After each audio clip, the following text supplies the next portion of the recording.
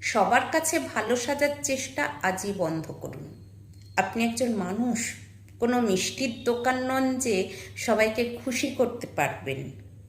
সবাই আমাকে ভালোবাসবে, ও কি ভাবলো, আমাকে তো ওর কথা শুনতেই হবে। এমনটা ভেবে কি আপনিও নিজের জীবনটা বিষিয়ে তুলছেন? প্রতিটা পদক্ষেপে অন্যের মতামতকে নিজের ওপর চাপিয়ে দিচ্ছেন?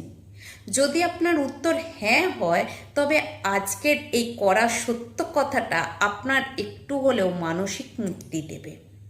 আমরা অনেক সময় ভুল মানুষের কাছে নিজেদের প্রমাণ করার জন্য বা সবাইকে খুশি করার জন্য জীবনের সবচেয়ে মূল্যবান সময় আর আত্মসম্মান বিসর্জন দিয়ে ফেলি। কঠিন বাস্তবতা হলো, আপনি কোনো মিষ্টির দোকান নন যে সবাইকে আপনার আচরণ দিয়ে খুশি করতে পারবেন। এই স্বার্থপর পৃথিবীতে কেউ আপনার সত্যিকারের খোঁজ নিতে আসে না, যদি না তাদের কোনো প্রয়োজন থাকে।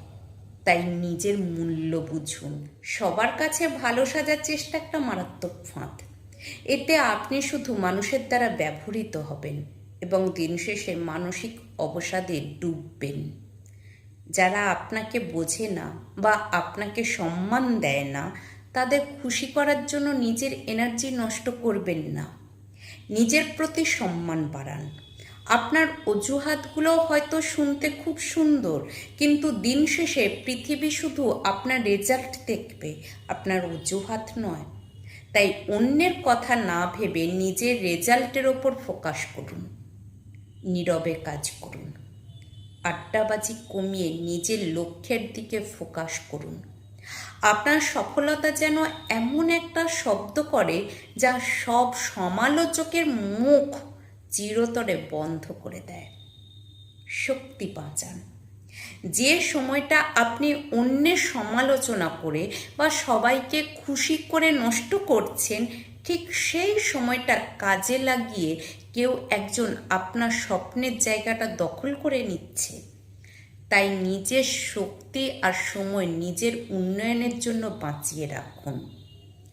আজ থেকে ভুল মানুষের পিছনে ছোটা বন্ধ করে নিজের স্বপ্নের পিছনে ছুটতে প্রস্তুত তো?